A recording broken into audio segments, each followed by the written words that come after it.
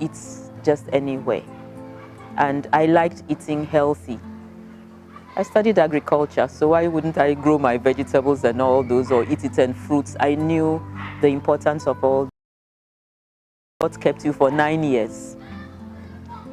And at the time I got to know my status, that was 9 years afterwards.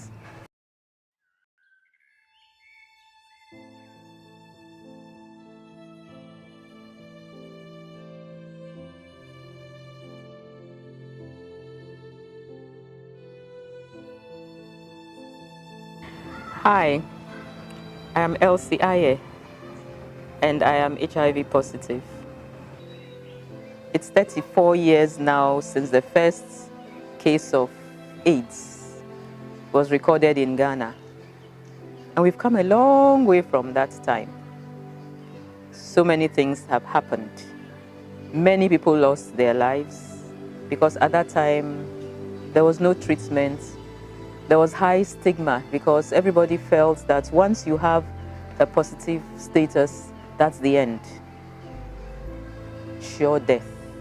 And actually it was the case until there were antiretroviral medication, which came to now start treating HIV. Now what the antiretroviral does is that it tries to suppress the virus from multiplying so that the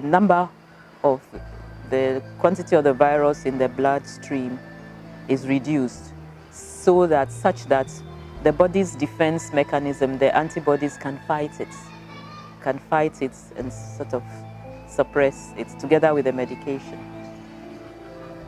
As the years went on, it was also realized that we needed to have a combination of medication to be able to tackle HIV very well. So the treatment now is known as highly active antiretroviral treatment, and it's a combination of at least 3 medicines, okay? And it is working. I got to know my status in 2004, and I had a very good doctor who counseled me, who asked questions and all that, trying to find out if I could know at what stage, at what time I got infected. And we arrived at 1995. So that's 25 years now. So I'm 25 years old. And he asked questions about how come from that time till when you got to know you were positive, how come you were able to survive? And then he asked about my way of life, my eating and all that. And I say, oh, if water is not filtered, I don't drink it. And I was brought up drinking filtered water. So my children all went to school, university with filters. So they filtered their water before drinking. I didn't eat anywhere. If I ate outside, it's piping hot roasted plantain or fried yam straight from the oil. Apart from that, I didn't eat anything outside. I wasn't brought up to eat just anywhere. And I liked eating healthy. I studied agriculture, so why wouldn't I grow my vegetables and all those, or eat it and fruits? I knew that is what kept you for 9 years. And at the time I got to know my status, that was 9 years afterwards. And I got to know because I started feeling tired. I'm a strong person. I'm working all over the place non-stop. And suddenly I couldn't do half the things I used to be able to do. I went to hospitals to test. And I went to see somebody who is supposed to, at that time, was an expert in HIV. But when I gave what I told him what I was going through. It was nothing like the normal. I just was feeling weak. I just turned black. And then if anything color, any black, I wouldn't have worn anything black as I'm wearing now.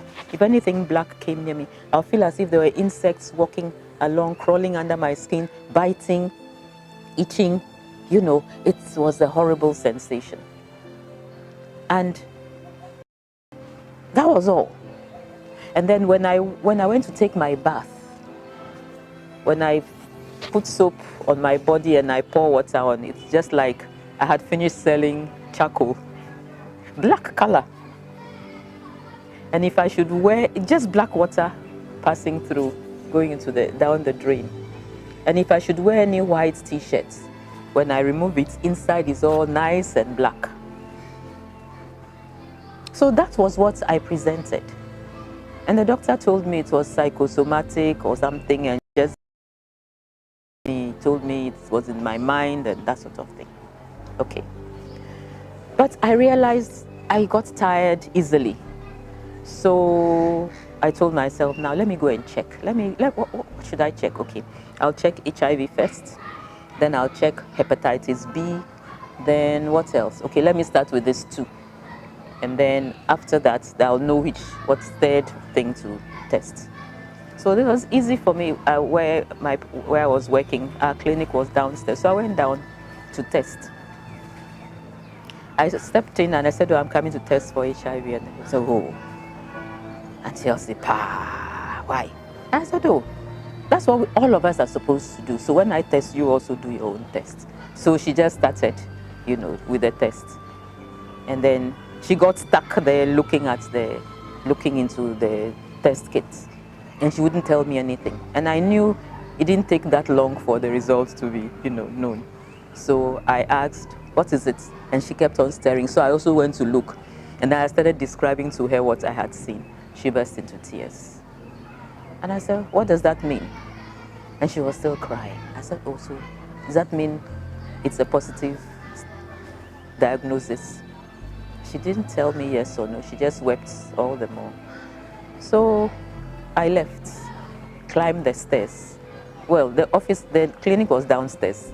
I know I got to the office, which was 1 floor up.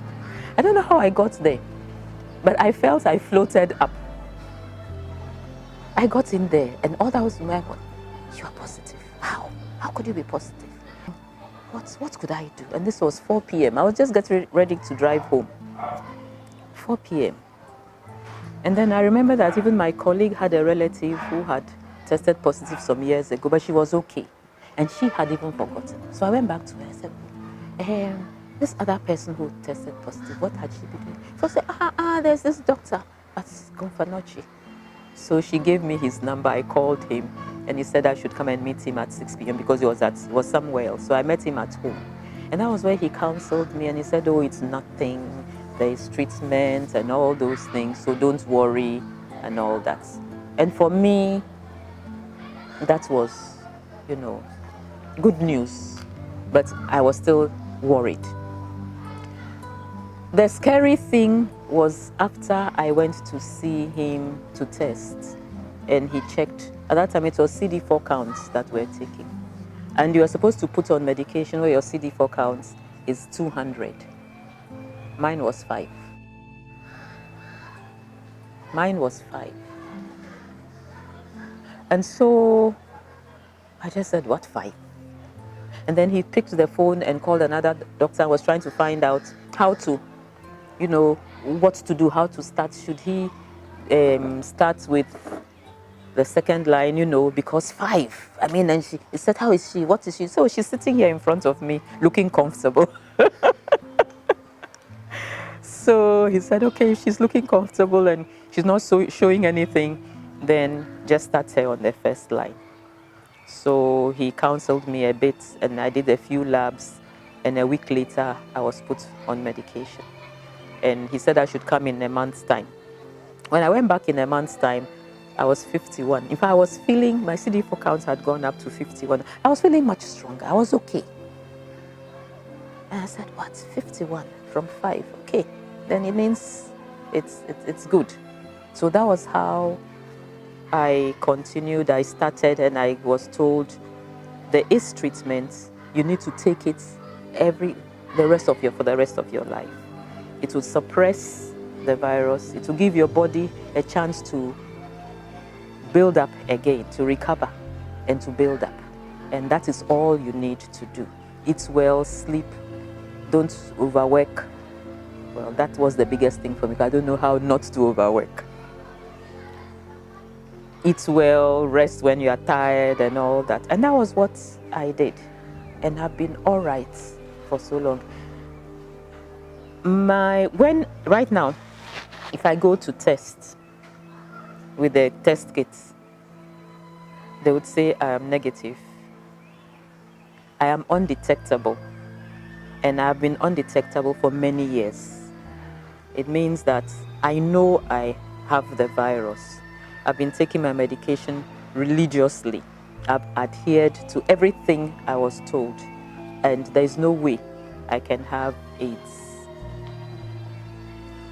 So,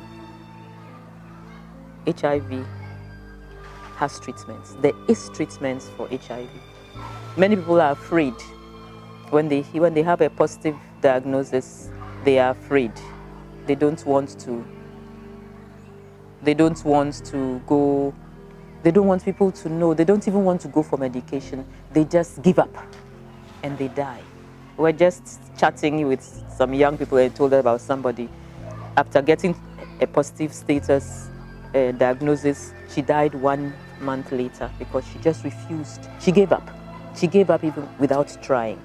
So I want people out there to know that there is treatment for HIV. There is no cure. But like people who are diabetics, people who are hypertensive, they have to take this medication every day. It's the same thing like HIV. Who is stigmatizing against diabetics or people with hypertension or people with any chronic? Other people wouldn't stigmatize us. Then I don't care. I don't owe anybody anything. I owe myself to keep healthy so that I can be there for them. And I'll be there. And it is from what I have gone through, nobody should stigmatize anybody. Nobody should. There is treatment. I've done everything. I drive to Accra and back. I drive to Upper East and back.